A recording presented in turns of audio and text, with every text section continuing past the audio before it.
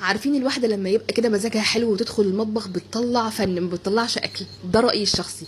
النهارده بقى هنحضر غدوه بمزاج رايق. هنحضر كده ايه، تعالوا شوفوا كده هنعمل ايه، ونقول بسم الله وعلى بركه الله ونبدا. يلا.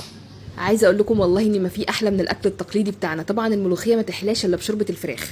كيس الملوخيه بياخد مج من الشوربه، فانا هعمل كيسين. تمام، فحطيت مجين من الشوربه. هسخن الشوربه كويس، واهم حاجه برضو يكون جنبي شوربه تاني علشان خاطر لو الملوخيه احتاجت ازود. تمام، حطيت لها مرقه دجاج ونص معلقه من السكر. بعد كده بقى هنزل عليها بالملوخيه، وفي الخطوه دي انا النار هنا مهدياها بقى، مخليها وسط كده. تمام، هنزل عليها بالملوخيه، واهم حاجه بقى ايدي فيها وافضل اقلبها علشان خاطر ما تكلكعش مننا. بعد كده بقى هنعمل ايه، هنجهز التومه. هنجيب راس من التوم، على الكيسين دول اخدوا راس من التوم. تمام، بعد كده هدقهم بشويه كزبره ناشفه. الكزبره دي احلى حاجه انك انت اللي تطحنيها في البيت، بتحمصيها الاول وبعد كده بتسيبيها تبرد، وبعد كده بتطحنيها في كبه الخلاط. باخد معلقه صغيره من التومه دي واحطها نيه في الملوخيه، وبعد كده هنبدا بقى بحته زبده مع حته زيت كده، مع شويه زيت.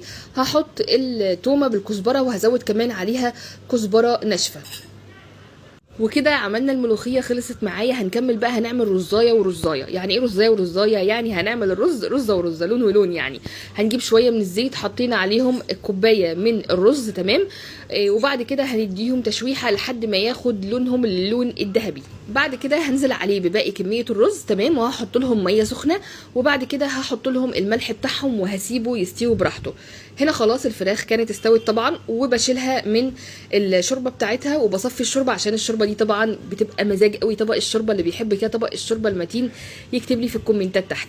انا هنا برش عليها شويه ملح مع بابريكا مع بهارات فراخ مع كزبره ناشفه، بتدي طعم حلو جدا. وبعد كده بقى بديها تشويحه كده مع شويه زيت، يعني ما بنحمرهاش في زيت غزير، لا، في شويه زيت كده بتحسسك كده بذكريات زمان.